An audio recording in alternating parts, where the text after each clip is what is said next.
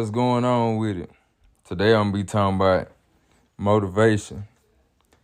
I end up getting a message from my son's mom today. She asked me what are some things that keep me motivated. So they really put something on my mind. I was just thinking of just a lot of things that motivated me along the way. I think being an entrepreneur, being self-employed for over a decade now, some of the things that's motivated me is just watching my granny and my mother coming up. I remember when I was like 8, 9 years old, I used to be in the house, and it used to be things that my grandmother, my mother, and family member had done that I always stick with me. Like when we was 8, 9, I remember summertime used to come around and we had the candy house in the neighborhood. So we was like one of the only people out of 2 or 3 other people that had like a full-fledged candy house. We had the nacho house. We had like food and everything just cooking out the house. It was like we just used to be in just the hood, and it used to be us. It used to be like 2 or 3 other houses that we all used to just be competing in the neighborhood on, who could sell the most and who really can just, do their thing, outsell each other. And I remember we used to sell nacho baskets, chicken strip baskets, I think burger baskets. We had like a whole house full of candy. We used to get up, go to Sam's all the time. My granny used to just put us in the car. We used to go to Sam's, just get like a ton of stuff. We used to get the little cheese cans filled with cheese, like cases of them, cases of all our favorite candies, and then we have all this stuff set up in the den. And man, we had it full-fledged, just booming. Everybody used to come like 24/7. We used to just be booming, booming, booming. And I remember I got so used to doing this as a kid, selling candy out the house and just helping and selling candy when I used to walk down the street to the Boys and Girls Club or be playing with other little kids that'd be wanting candy. I used to sell it to them when they used to ask me for the candy. I used to go get it from the house and go get the money and bring the money back. But I remember it was one of these days when I was younger, everybody in the house was asleep.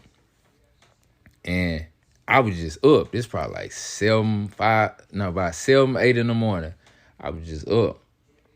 And I heard knocking on the window. So I'm hearing banging on the window. I'm trying to wake everybody up. I try to wake my granny up. I try to wake my mama up, my uncle. I try to wake my auntie up. She kind of woke up and then kind of went to sleep. And I had woke my auntie up. I think my auntie, my granny, one of them, I asked them, I was like, man, how much is the Snicker? How much is the Snicker? And she was like, $1. So everybody went back to sleep, and I went into the den, and I lit up the window. We used to have burglar bar windows on the outside of the den window in the front of the house. And I rolled up the window, and I'm like, what you want? I'm probably like 8, 9. She's like, man, I want a Snicker. I want to buy a Snicker. This is an older lady. And I was like, man, all right, what kind of Snicker you want? You want the king size or the regular? And I think I had ended up giving a king size for $1. I ended up hearing it from my granny and them later on. They was like, boy, you gave the wrong Snicker. I said I was trying to wake all y'all up. I said somebody was trying to buy something. Y'all told me $1. I sold it for $1. I ended up selling a king size Snicker for $1. And I just remember I always doing that. Like everybody in the house, in the kitchen rolling. We used to get the paper plates ready for the baskets. They be setting up the nachos, setting up the the chicken strip baskets with the fries and all that different type of stuff, and we just be booming all summer. And it went from that to what else happened? I think later on, summertime end up coming again, and I'm probably like 10, 11, 12. It's me, my cousin Lil Boo, Mike, Ken. These are my cousins. Mike, Ken were older than me and Lil Boo. Me and Lil Boo were the same age. And man, we used to always walk to the Boys and Girls Club, but then it got to the point where I guess my granny, she started seeing like, they getting older. She was trying to keep us up out the streets, because she said we used to be just always walking through the streets. Like, we were trying to cut yards for cash and all different type of stuff.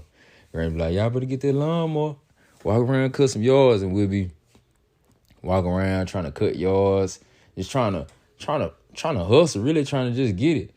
And one of them summers, she ended up getting us, for we ended up getting too carried away in the streets.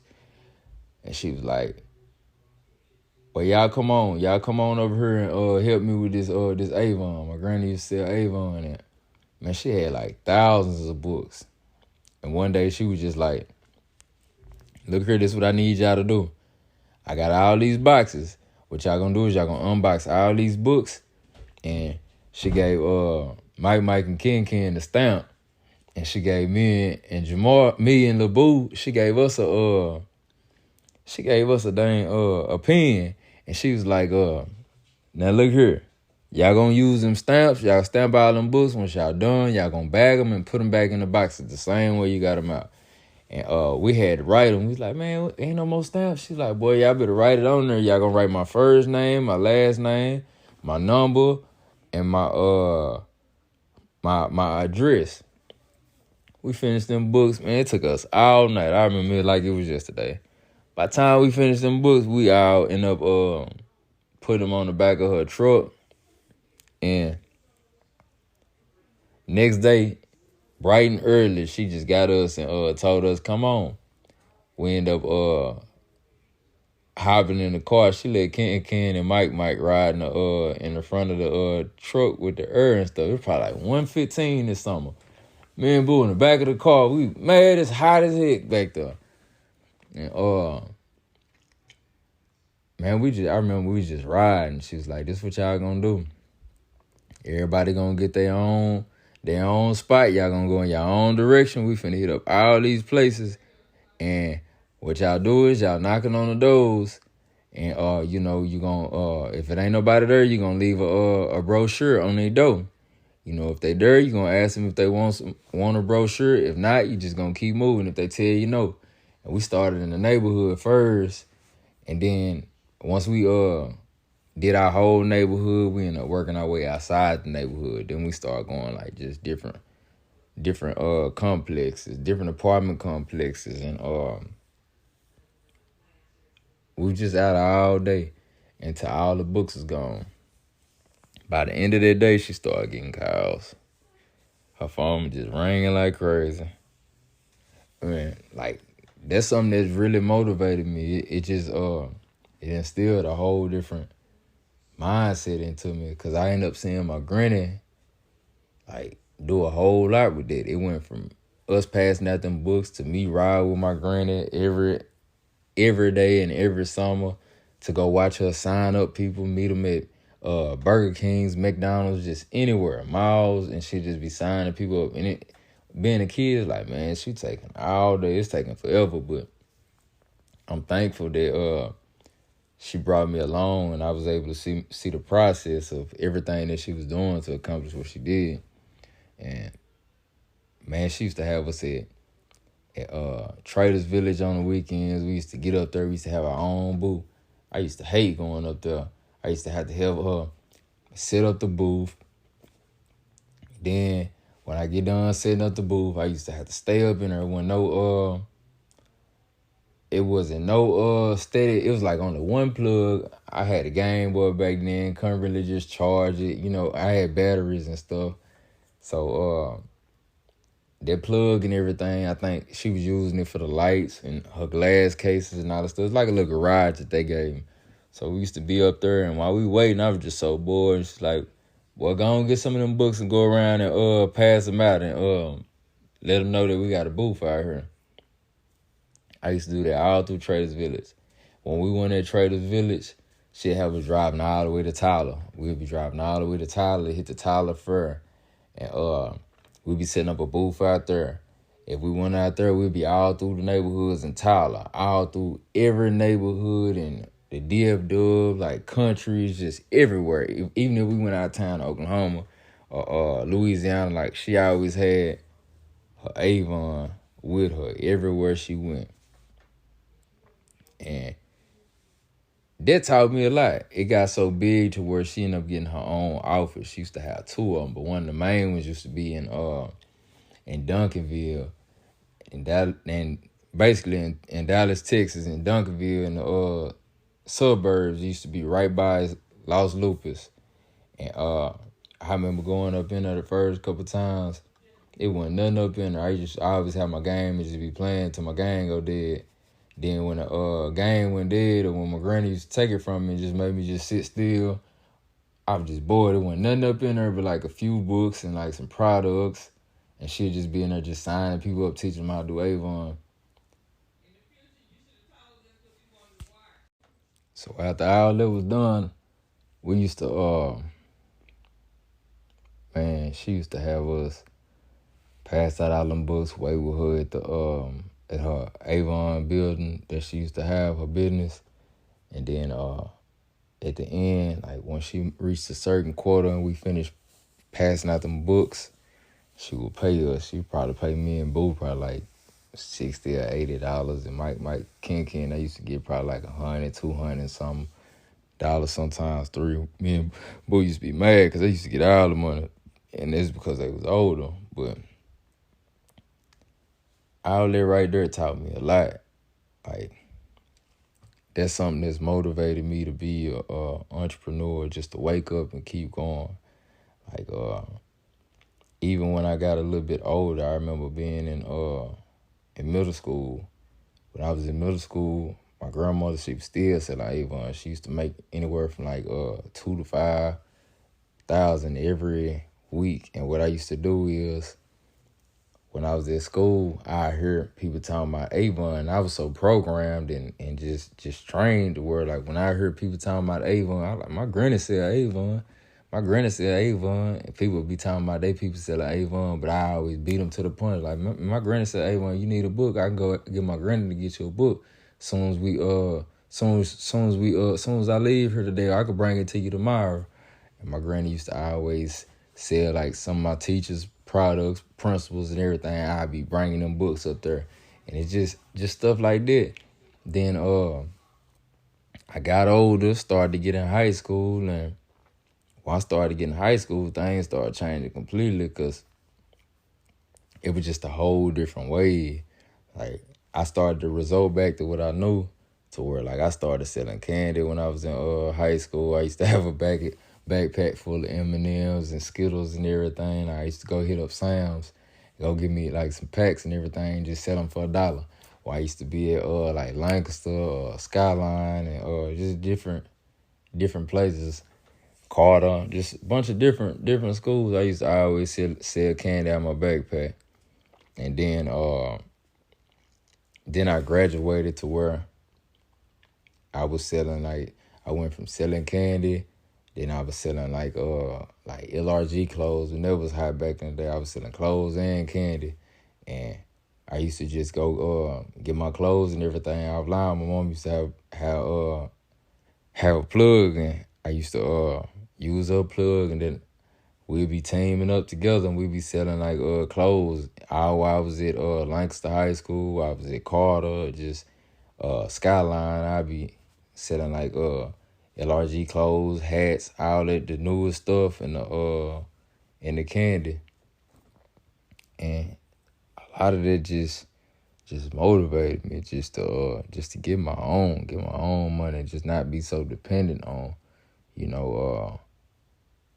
having to work and work for somebody. Cause I ain't never seen shit. I ain't never seen nobody outside just my mom, my uncle, and my granny working. But like my uncle and My mom, they was working. But then also, they was doing the same thing, helping my granny. They was helping her with the candy house, helping her with the with the Avon and everything. So like all this stuff I had seen my whole life. And it's just been programmed in me to where now it's like I do that in everything dealing with entrepreneurship. Like I use a lot of them skills that I learned along the way for all the businesses that I'm into right now. And I'm very thankful because it's helped me to where I haven't been employed or dependent on employment since like 2013.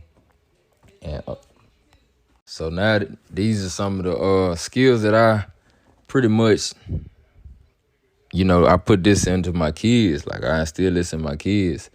Even with my oldest Carmelo, like I used to have him at the tattoo shop. Back in 2014, 15, I helped him at the tattoo shop, and he'll start to see the process, understand the process when he's like 6, 7 years old. Like, okay, so this how things be going. So as long as Daddy up here doing what he doing, we can do what we do after he finished doing what he doing. And then it's just getting him just getting it in his mind of understanding what his daddy do for a living. I'm a tattoo artist, I'm a body piercer, and he's seen me. But then also, like, I give him jobs. Like, I don't give my kids no chores and everything because it's the stuff that just they supposed to do in life. Like, it ain't no point of me paying them for stuff that they supposed to do because I feel like in life, you paying somebody for stuff that they supposed to do, they going to be feeling like that in society. So what I be doing is I give my kids jobs. So with Carmelo, with Trey, which is my youngest, I give both of them jobs. Like I have Carmelo picking up stuff at the shop, and I will pay him. And every time he doing these certain things, I will pay him a certain amount. Same thing with Trey. I would have Trey like picking up little things or sweeping up around the shop and everything. I will pay him a certain amount for the work and the time that he helped out with at the shop. And then I have him, managing the snacks and everything. He'll be in control of the snacks, organizing it, making the sales and everything. Just little stuff like that. So they seeing this at a young age, and it's the same thing that my granny used to do. I used to see my granny wake up every day, go meet these people at these locations like McDonald's, Burger King's, malls, and all these different things. When she used to meet them, it used to take her like at least by sometimes hours, sometimes 30 minutes just to sign them up, get them ready, get the book pamphlets and all this stuff for them to start their Avon journey. And I do the same thing with my boys. I pick them up, they see me, like they going with me, they there, they get to see the process. They get to see like, okay, yeah, Daddy waking up this early in the morning, Daddy going to do this. Okay, Daddy don't do nothing outside of tattoos and piercings and the other stuff he be doing, but this is what Daddy do every day. When Daddy wake up, he doing this. He might do this for a few hours, then boom, he back at the house, or boom, he back up here. So these is a lot of things that's motivating me, like not being able to have everything that I want more out of life, wanting to build a empire, a legacy, wanting financial freedom, wanting generational wealth, wanting to just succeed in life, seeing my peers succeed, watching their mentalities on what they do to get to where they at today. Like all these things is they motivate me. Even when I'm coming across people that I'm meeting every day from the services that I do for them, and they telling me what they want in life or where they gonna be in life, and actually seeing them get to where they gonna be, like stuff like that motivate me. Even when people ask me for reach out to me for help, and they actually use my help to get to where they gonna go in life, this stuff is motivating to me. Just being able to make my impact on society is motivation. Like being let go from 4 jobs when that's all that I had at that moment, and I had nothing else to look towards but tattooing and piercing, or just being a business owner and self-employee is what motivated me. Knowing that if I succeed or fail, it's gonna be up on me every day. That's what it pushes me to keep going. Knowing that, hey, shit, I can't not go in today because shit. At the end of the day, I got Trey and Carmelo, and shit, me not going in or me giving up and everything ain't gonna take care of no business and do what I need to do for these kids of mine. So they getting older, they gonna want more, I just know I gotta keep going. I can't stop going, even when I ain't feeling good. It's just a lot of these things, like even when I was younger, I used to see my granny and my mom, even when they wasn't feeling good, they used to get up and go. Like rain, sleet, snow, sicknesses and all, they would try to fight through it and get to where they needed to be. Like they'll just keep going there. Mama will go into work. She won't be feeling good. She'll still be going into work to handle the business. Same thing with my granny. She'll still be taking care of the Avon business and everything. She just keep going. And just trying to make no excuses to fail. It's just, a lot of times I be depressed, and everybody go through their own things, but everything is a mental thing. Like entrepreneurship is something that I feel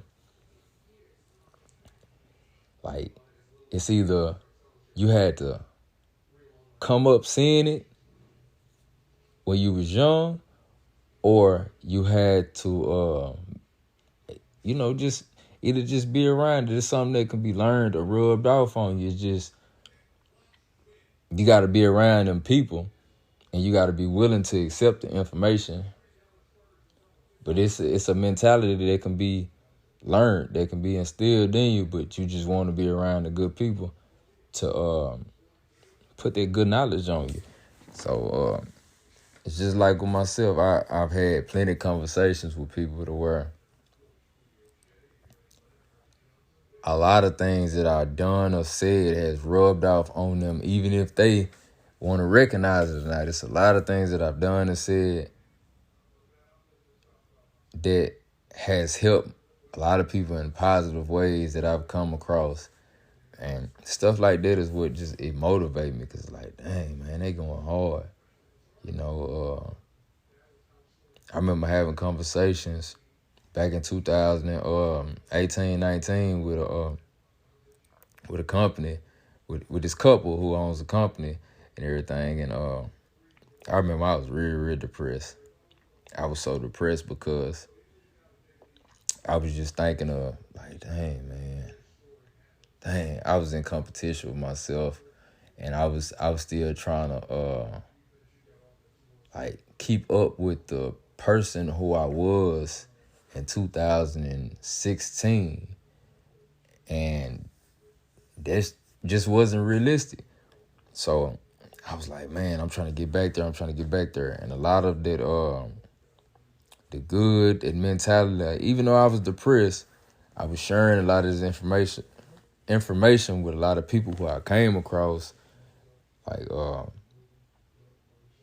just me, just in general, just being on house arrest for 4 years. I was on house arrest for 4 years. I was working 4 jobs, and I was working at Walmart, Just Breaks, Home Health Care, and at the American Airlines Centers. And I remember when I was working them 4 jobs, I had just been saving. And one day they all just came to me and was like, hey, we're going to have to let you go. we not gonna be able to allow you to stay with us. And like it crushed me. It made me feel some type of way, but I couldn't do nothing about it. Like immediately I had just took the money that I had saved up and I had went to my granny and my mother and I was like, hey, this is what I'm thinking about doing. I done saved up this money and everything. I think this is like my 19th or 21st or something birthday. And I was like, hey man, this is what I'm thinking about doing. What y'all think about this? I think they kind of thought I was playing. And Ty showed them the money. I was like, man, I done saved up this much from work and everything, and I'm trying to open up this business. And it's like, man, you for real? It's like, okay, well, you just got to come up with your business plan, this, that, and woo, woo, woo. And I was like, I already got my business plan and everything, but my business plan wasn't detailed enough for them. So I came back and I got a detailed business plan with my mother, and it was like, hey, okay, it sound good, as long as the money makes sense, as long as the business makes sense, we with it. Anything to get the family right. So what ended up happening is the next thing they told me to do is they was like, hey, now you just got to go find a building. You find a building, then, we can go. I left out same day. Same day I just went all over the DF Metro place. I went all through Dallas just looking for buildings, calling. Like, I was hearing, like, just ridiculous numbers. I was hearing 5,000 a month, 10,000 a month, 15,000 a month. Just all type of crazy numbers. And then I ran into this building in Dallas, and they was like, hey, man, we can do you $1,000 a month and everything. We just probably need 2.5 and, get you in to sign this contract and we can get everything started. I took them to it, showed it to them. They liked it, the building. We looked at the building inside out. The building was towed up, like electrical wiring, the flows, everything. The building was just garbage. But the rent was worth it. But we ended up negotiating with them to give us a little what is it called? Give us a little breathing room to do what we needed to do to get the building right. And then once we got the building right, we was able to open up. So everything went well. They put in with what I had. And, what I had was enough to go and get the building and go and get the basics started. They actually helped me put in with kind of fixing up the building. Like, we had to fix up like the borders in the building. It had a whole bunch of black widows in there. Had to repaint the walls and just get the bathroom right, get the back of the building right. Just a whole bunch of different little small stuff to where it was able to where I was able to have people in there to service people to do my tattoos and stuff. Once we got that right, we started working on like the electricity. And it's a good thing, I had a family friend that did electric. He helped me rewire everything. And from there, like, everything else was history. Helped me rewire everything, add in another sink, redo the plumbing, all type of crazy stuff. And then I just started from just a bare building, a chair, and my equipment. And just from there, I started building. Like, the more I made, I just kept stacking it, and reinvesting. And then once I got to a certain amount, I started to buy better equipment and started to add more things into the shop. I added a better chair. I added once I got better equipment, I added another chair. I added some more glass cases. I added some furniture. I added TVs, and just it kept growing from there. And the main thing I say, just start small, build up, and you gotta be committed. You gotta be consistent and persistent with whatever you doing, no matter how you feeling about it. Find something that you love doing, or even if it ain't something that you love doing and you just good at it and you just like it, you gotta actually sit down, get the game plan together, write your goals down, and just tackle it.